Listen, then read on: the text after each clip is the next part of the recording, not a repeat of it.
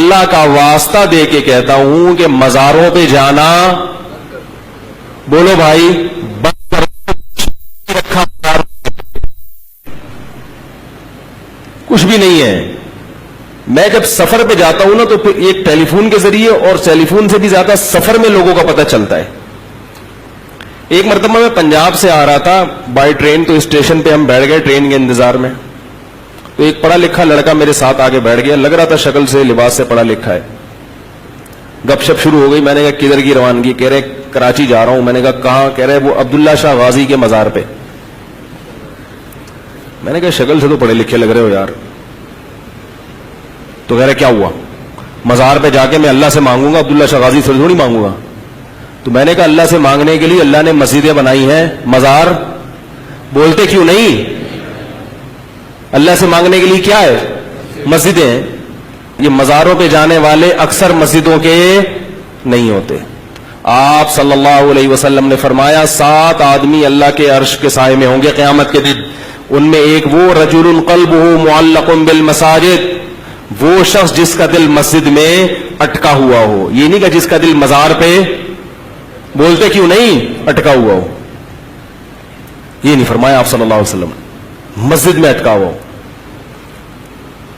اور یہ بھی یاد رکھو جو مزاروں پہ جانے والوں کے جن چڑیل بھوت اترتے ہیں، بعض لوگ یہ بھی کہتے ہیں مزار پہ کہتے ہیں جن اتر گیا، تو چڑھتا بھی وہیں سے ہے. نہیں آ رہی بات. جن کو پتا ہوتا ہے یہ کمبل جن چڑھ جاتا ہے تاکہ یہ وہاں جائے تو میں اتر جاؤں، اور اس کا عقیدہ مزار سے پکا ہو جائے. ابھی ہمارے ایک رشتہ دار آئے ہوئے تھے، ان کے پاؤں میں دھاگا، انگوٹھے میں بھی دھاگا، تھوڑا سا ان میں گرین شیڈ ہے. ٹھیک ہے، ہم نے ہمارے پہ رشتہ دار بہت مختلف قسم کے رشتہ دار ہم نے الحمدللہ پالے ہوئے ہیں، مختلف ڈیزائن کے. جب خاندان بڑا ہوتا ہے نا تو یہ بھی آدمی کی مینٹل اپروچ اونچی ہوتی ہے، اس کو ہر قسم کے رشتہ داروں سے واسطہ پڑتا ہے.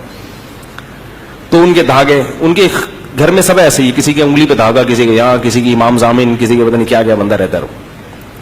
تو میں نے ان سے کہا، میں نے کہا آپ کو میں 15 سال سے دیکھ رہا ہوں ان دھاگوں میں لپٹا ہوا ہے، آپ کے مسائل حل ہوئے؟ ایک مسئلہ کھڑا نہیں ہوتا دوسرا شروع ہو جاتا ہے. اور میں نے کہا اللہ کا فضل ہے، اللہ نظر بد سے بچائے، کبھی مجھے دیکھا کوئی دھاگا. ہمیں تو جب گھر میں دھاگے کی بھی ضرورت ہوتی بھی ہے نا کوئی کام سلائی کے لیے، تو وہ بھی نہیں مل رہا ہوتا، دھاگے ہی نہیں، جو ضروری دھاگے. تو میں نے کہا آپ نے کبھی ہمیں دیکھا؟ اور میں نے کہا ہمارے مسائل بھی آپ سے زیادہ ہیں. آپ مسئلے کتنے ہیں؟ 3 بڑے بڑے مسائل ہم نے رکھے ہوئے ہیں. اور ایسے بھائی سمجھ رہے ہو نا، یہ مسئلہ کبھی حل ہو سکتا ہے؟ وہ ایک آدمی نے اپنے ابا سے پوچھا نا کہ ابو یہ ہر آدمی شادی کر کے پچھتاتا ہے تو پھر کرتا کیوں ہے؟ انہوں نے کہا بیٹا عقل بادام کھانے سے نہیں آتی، ٹھوکریں کھانے سے آتی ہے.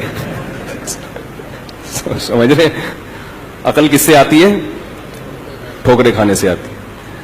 تو میں نے کہا ہمارے الحمدللہ تو نہیں کہنا چاہیے بلکہ کہنا چاہیے، میں نے کہا ہمارے مسائل آپ سے زیادہ، وسائل آپ سے کم. مسائل زیادہ اور وسائل آپ سے کم.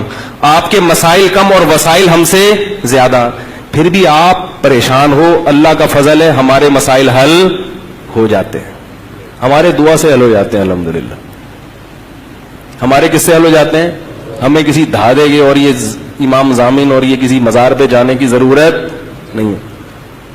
اور اگر پھر بھی کوئی مسئلہ حل نہ ہوا تو اللہ نے کب کہا ہے کہ سارے مسئلے تمہارے دنیا میں حل ہو جائیں گے؟ یار کیا خیال ہے؟ دنیا میں کوئی انسان ایسا ہے اگر مسئلے حل ہوتے نا تو حکمرانوں کے حل ہوتے. ہمارے جو حکمران ہیں یہ دنیا میں کسی کے بھی حکمران ہیں، سب سے زیادہ دولت اور قوت کس کے پاس ہوتی ہے؟ حکمرانوں کے. سب سے زیادہ مسائل میں گرے ہوئے کون ہوتے ہیں؟